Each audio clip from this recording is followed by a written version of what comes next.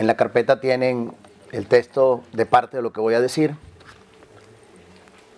y lo he titulado, no como sale en el programa, Teología y Nueva Evangelización, lo he titulado Misión y Evangelización, una lectura teológica.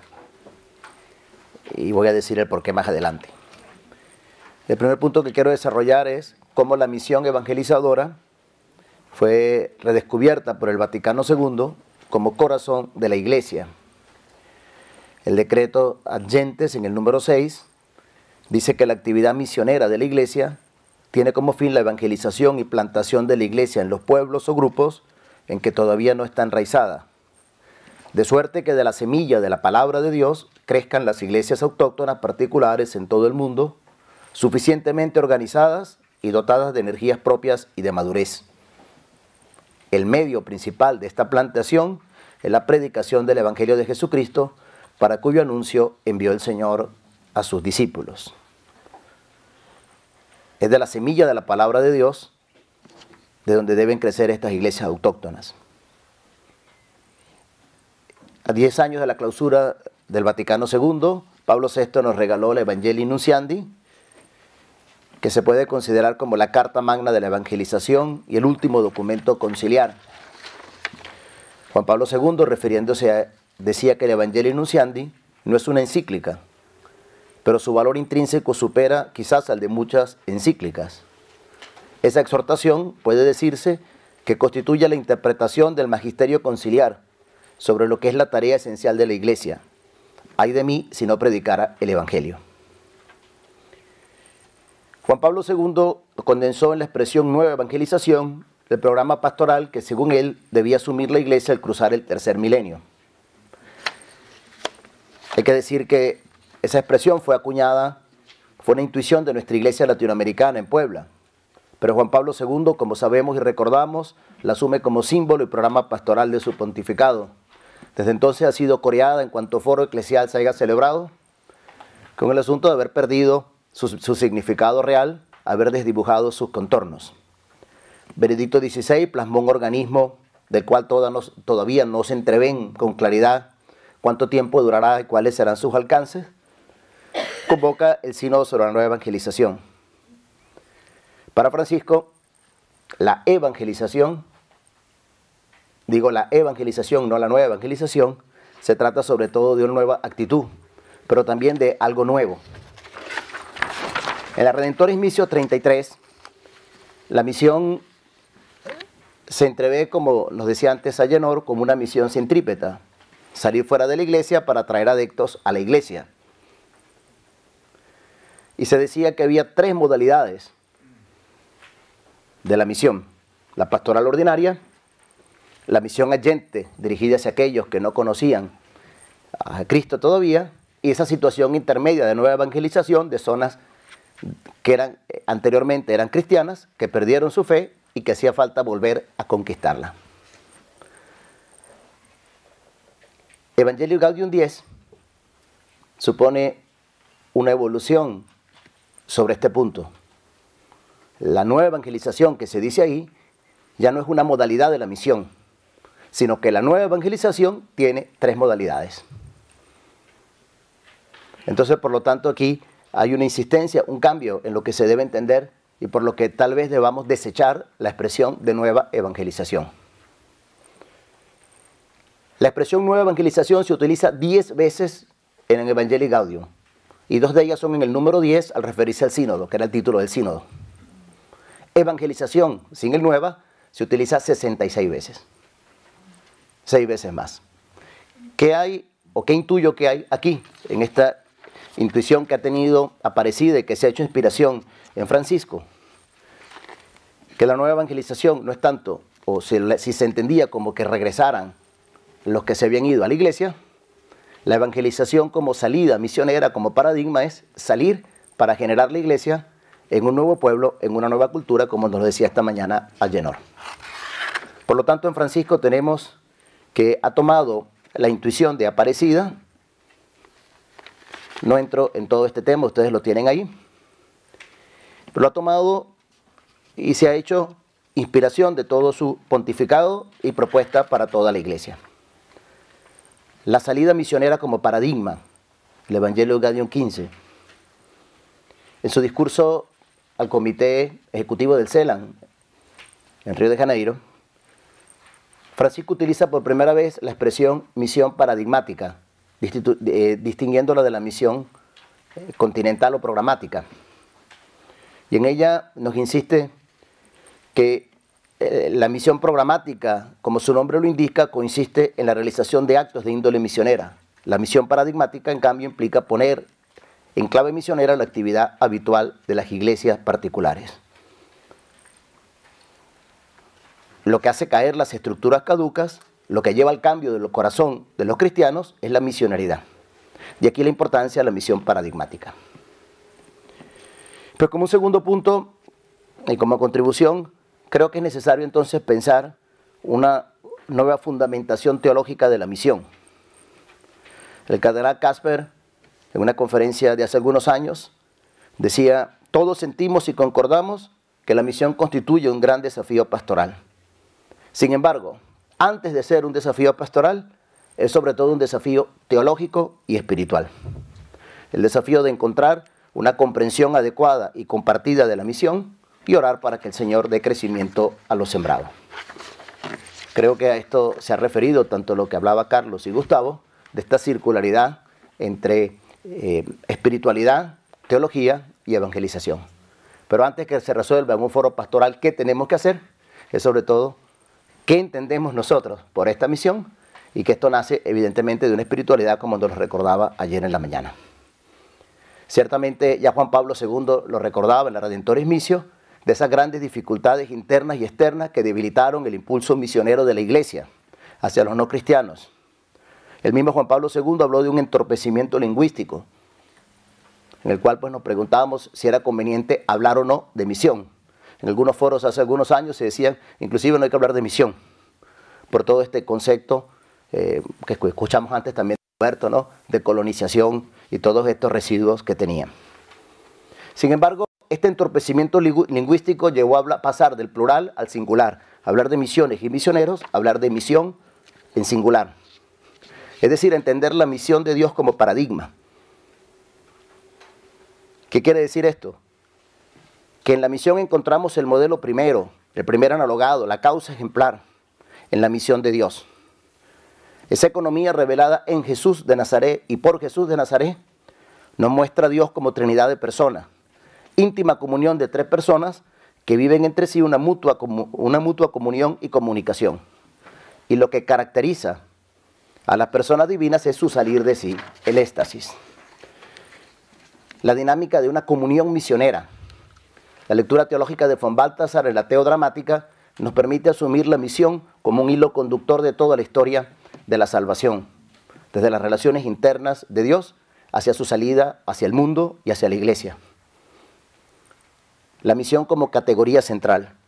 El obispo emérito de Limburg, Monseñor Franz Kahnhaus, decía: sin la misión, el cristianismo no hubiera ido más allá del judaísmo. Sin la misión, tal vez nos hubiéramos quedado cerrados, simplemente como depositarios de una promesa y de una bendición no compartida. Es la misión la que nos descentra, la que permite superar el monismo que lleva a encerrarse en la propia identidad, en la unicidad, y que por lo tanto impide reconocer la alteridad del don y el don como alteridad. Esa conciencia misionera nos pide estar entre la gente, intergentes, e ir con alegría a todas las gentes adyentes. En este sentido, entender la misión como paradigma nos hace ver que la misión siempre será la fuente de la pastoral y de la teología, y no una sección de ella. No es que la misionología sea una rama de la teología, sino la teología es una rama de la misión. George Carey en una ocasión dijo: la eclesiología no es otra cosa que una sucesión de la doctrina de la misión. Por eso no debe ser la teología la que le haga el programa a la misión, sino que es la misión la que debe marcar la agenda a la teología y a la pastoral. Necesitamos un proyecto misionero para la teología, no una teología de la misión. Esta misión paradigmática, una misión sustantiva, sustancial, nos pide vivir desde adentro hacia afuera. La misión nos alerta del peligro siempre presente de la autorreferencialidad, que se manifiesta en la autorreproducción, en la clonación, en la pastoral de conservación. Tantas veces lo hemos escuchado aquí, el modelo de evangelización ha sido clonar la propia experiencia eclesial en otro lugar. Y no es clonar, es generar una nueva iglesia. La iglesia actualiza en la historia la misión de Dios que Jesús expresó como reino de Dios. Sería bien interesante en nuestra teología latinoamericana recuperar la patria trinitaria de comunión y misión. Tanto Mormon como Ranel hace unos años afirmaban ese debilitamiento de lo trinitario en la vivencia de la fe y de la teología. ¿A qué se debe que la mayoría de los cristianos de Occidente, tanto católicos como protestantes, vivan en la práctica como si fueran solo monoteístas? Recuperar la Trinidad como misterio de salvación, tal como se reveló en Jesús de Nazaret, no tenemos otro camino. Ya Schleiermacher lo decía, no tenemos ninguna fórmula para el ser de Dios en sí distinta de la de ser de Dios en el mundo. Recordamos lo de Kanner, pues, de la identidad entre la Trinidad económica con la inmanente. Pero a partir de este Dios revelado en Jesús de Nazaret, podemos nosotros entender esta comunión misionera. Dicho esto, puedo entonces pasar a decir que con algunos teólogos, que la iglesia no tiene una misión. La misión nos tiene como iglesia. Como iglesia no tenemos una misión. La misión, en cambio, es la que nos tiene, nos sostiene, nos funde y nos impulsa. La misión no es una invención de la iglesia para su conservación. No somos nosotros los que definimos la misión en el sentido del quehacer de la iglesia. No es una función nuestra, sino que constituye su esencia, su identidad. David Bosch afirmaba hace unos años, la misión primariamente no es una actividad de la iglesia, sino un atributo de Dios, pues nuestro Dios es un Dios misionero. Y lo mismo Moltmann. Por lo tanto, entender que en esa misión, como movimiento de Dios al mundo, en ella la iglesia es un instrumento, sacramento para esa misión. Hay iglesia porque hay una misión, no al revés. Esta visión nos permite corregir ese peligro siempre acechante de un eclesiocentrismo que desplaza tanto el cristocentrismo como el teocentrismo propios de nuestra fe. La evangelización, como lo hemos escuchado, no tiene como objetivo primario construir una iglesia, sino anunciar al Dios revelado en Jesucristo y a su reino. La iglesia no es ni el origen ni el final, es solo un sacramento del Dios creador y salvador, alfa y omega. El último punto, brevemente, creo que en este momento se nos pide ampliar nuestra teología de la misión, a partir de la Missio Dei. A partir de este paradigma trinitario, considerar no solamente la misión de salvación revelada en Jesús, sino ampliarla desde toda la misión de Dios. En esa misión de Dios es importante entender al Padre como fuente y origen de toda misión. En la creación encontramos la primera salida de Dios hacia afuera de sí mismo. Por lo tanto, algunos teólogos comprenden la Missio Dei desde el primer punto como Dios que crea el mundo y todo lo que existe en él. Dios como Padre, Dios Padre, fuente y origen de toda misión. En la creación, considerada como esta primera misión divina, encontramos esa primera palabra, esa revelación universal dirigida a todos los hombres y no solo al pueblo de la alianza. El diálogo con los no creyentes, el diálogo con el mundo de la ciencia debe presuponer esta teología de la creación un poco abandonada por nuestras iglesias, tal vez como consecuencia del excesivo antropocentrismo de la modernidad que nos ha acompañado y del que nos cuesta desasirnos. La Laudato Si, como lo hemos dicho, tiene que ser sin duda leída y complementada, y tiene que complementar al Evangelii Gaudium porque nos habla de esta primera misión de la creación. Segundo momento, la misión del Hijo como misión de salvación. La misión recibida de la creación quedó sometida a la fuerza destructiva del pecado. Y porque hubo el pecado, Dios Padre envía a su Hijo para salvarnos de él. La misión de Jesús, entendida como misión de salvación, de redención, incluye las tres características teológicas comunes a toda misión cristiana. La encarnación en las realidades humanas con las limitaciones que implica, la cruz por la oposición al mundo en que actúa el pecado, y la resurrección como un acontecimiento que anticipa un mundo nuevo y alimenta la esperanza. La misión de Dios se convierte en Jesús en misión de redención. Dios redime a su pueblo de la esclavitud, lo libera del pecado, del mal, y esta misión de salvación llega a su culmen en el acontecimiento pascual de Jesucristo, que luego se extiende en la Missio Spiritus. Este es el punto de entender la misión del Espíritu Santo. La misión del Espíritu nos habla en Pentecostés de una ampliación e inclusión universal, que resulta clave para comprender la misión de la iglesia. En el evento pascual de Jesucristo tenemos una concentración. No hay otra salvación fuera del nombre de Jesús. En el Pentecostés encontramos una expansión universal a la creación y a todo el mundo. El Espíritu actúa siempre de manera invisible, sorprendente, derrama sus carismas, como sabemos, fuera de los confines visibles de la iglesia y de las iglesias. El Espíritu Santo es el verdadero protagonista de la misión. Misioneros y misioneras de Dios son aquellas personas que se dejan llevar por el Espíritu, colaboran y se vuelven cómplices de su misión, como lo dice Cristo Rey García Paredes. Reconocer la misión del Espíritu nos lleva por los caminos de la mística, evangelizadores con Espíritu, de que trata también el capítulo 5 del Evangelii Gaudium. Por supuesto que no se trata de separar la misión de la creación y la misión del Espíritu de la misión del Logos encarnado, muerto y resucitado. Acá hay un problema con la Dominus Jesús, cuando pide no separar la misión de Cristo, primero de Jesús, la misión del Logos como una misión más universal dirigida a todos los pueblos, y la misión de Jesucristo encarnado, muerto y resucitado, y luego la misión del Espíritu como distinta a la de Jesús. Sin embargo, distinguir no es separar. Y hay que reconocer que tal vez, y también en nuestra teología latinoamericana, por la insistencia en el Jesús histórico, nos hemos centrado mucho en la misión de Jesús, en la misión cristiana, en la misión solamente del Evangelio de Jesús. Creo que la ampliación del paradigma de la misión nos permite incluir a la creación y nos permite incluir a la misión del Espíritu con una apertura más grande. Finalmente, la misión de los discípulos. Cuando los cristianos hablamos de Dios, esto es como Dios, la palabra es una abreviatura o una taquigrafía de la Trinidad. Entender que nuestro Dios es trinitario y que nuestra misión es la prolongación de esa misión trinitaria de la que hemos hablado. Y los objetivos misioneros de Dios conciernen a la restauración de todas las cosas según el diseño original de la creación, veamos ayer en la homilía. El establecimiento de la paz, la renovación de la creación, la venida del reino, la redención de la humanidad caída, el anuncio del Evangelio y la humanización de nuestros pobres. Entender que no hay una iglesia sin espíritu, decía Codina en su magnífico Nematología, especialmente la última edición. No hay una iglesia sin espíritu, que puede ser la tentación del monismo, de afirmar solo a Cristo. Tampoco hay un espíritu sin Jesús, que nos llevaría a un espiritualismo, al iluminismo.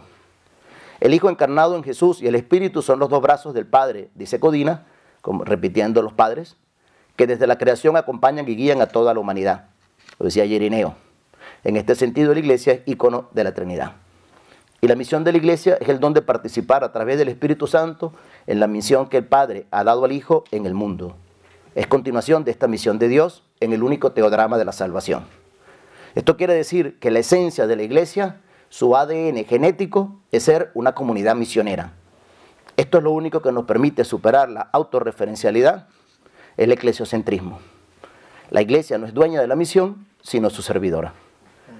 Creo que este problema teológico de ampliar la comprensión teológica de la misión a partir del paradigma trinitario nos permite también entrar en una nueva fase y en un nuevo fundamento teológico de esta llamada de Francisco a salir del paradigma de una iglesia que sale.